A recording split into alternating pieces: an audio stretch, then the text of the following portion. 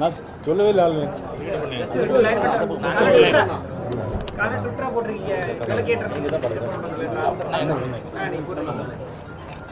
என்ன முருகப்பெருமான் ஒரு ட்விட்டர் நீ காலையில் எல்லாரும் விளக்கேற்ற அதை பற்றி ஒரு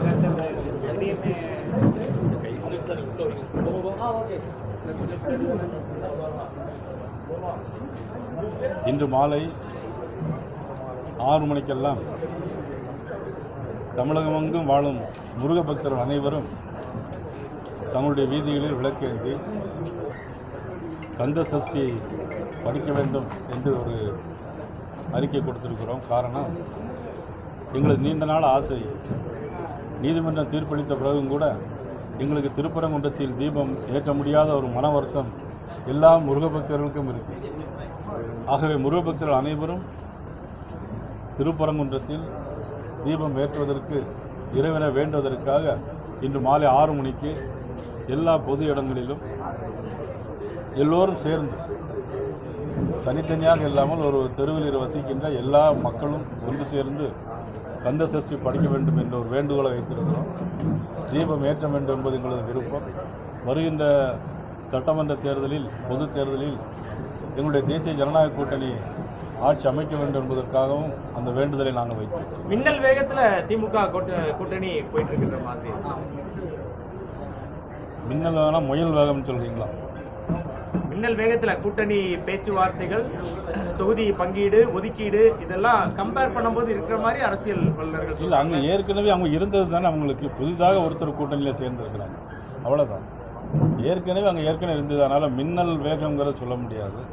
இந்த சினிமா படத்தில் மின்னல் வாமா வந்திருக்காவா, இவ வந்திருக்காங்க அப்படின்னு சொல்லுவாங்க இல்லையா, அந்த மாதிரி மின்னலாக இருக்கும். மின்னல் மாதிரி வந்துட்டு அது மின்னல் மாதிரி போயிடும். தேசிய ஜனநாயக கூட்டணியில தான் வந்து தலைமை பொறுப்பு ஏற்கின்ற மாதிரி எல்லாரும் அது ஒவ்வொருடைய கருத்து. இல்லை, அதை அவர்களுடைய கருத்தை சொல்லியிருக்கிறாங்க. அதனுடைய அது மற்ற எல்லா தலைவர்களும் ஏற்றுக்கொள்ள வேண்டும். தேசிய ஜனநாயக பெருமுனை பிரச்சாரம் நடத்தப்பட்டு வருது பாஜக சார்பில். மக்கள் என்ன பெரிய இம்பாக்ட் ஏற்பட்டுள்ளது. சில இடங்கள் அனுமதி ரத்து பண்ணியிருக்காங்க. அதாவது திமுக ஆட்சியை பொறுத்த மட்டும் பாரதிய ஜனதா கட்சி அல்லது எதிர்கட்சி சேர்ந்தவருடைய குரல் வலை நெருக்கப்படுது. சட்டமன்றத்தில் பேசினா கூட பாதியை கட் பண்ணிட்டு தான் வெளியே தர்றாங்க. ஆகிய ட்விட்டரில் அவங்களுக்கு ஆதரவாக போட்டால் ஒன்றும் இல்லை, அவங்களுக்கு எதிரான ஒரு செய்தியை கருத்தை போட்டால் உடனே அவங்கள கைது பண்ணுறாங்க. அதுதான் மிக வருத்தமான வேதனையான ஒரு செய்தி. பிரைம் மினிஸ்டரை கூட திமுக ஒரு முக்கியமான தலைவர் தென்காசியில் பிரைம் மினிஸ்டர் கொலை செய்யணும்னு சொல்லி பேசினாங்க. இதுவரைக்கும் அவங்க கைது செய்யப்படவில்லை. ஒரு பாரபட்சமான அரசு.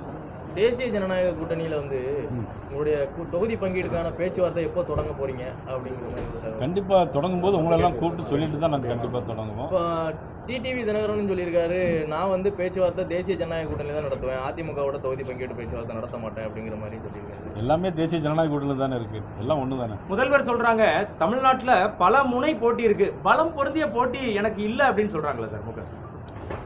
அது சொல்ல வேண்டியது மக்கள் தான் சொல்லணும். அதாவது சொல்ல வேண்டியது மக்கள், அதுதான்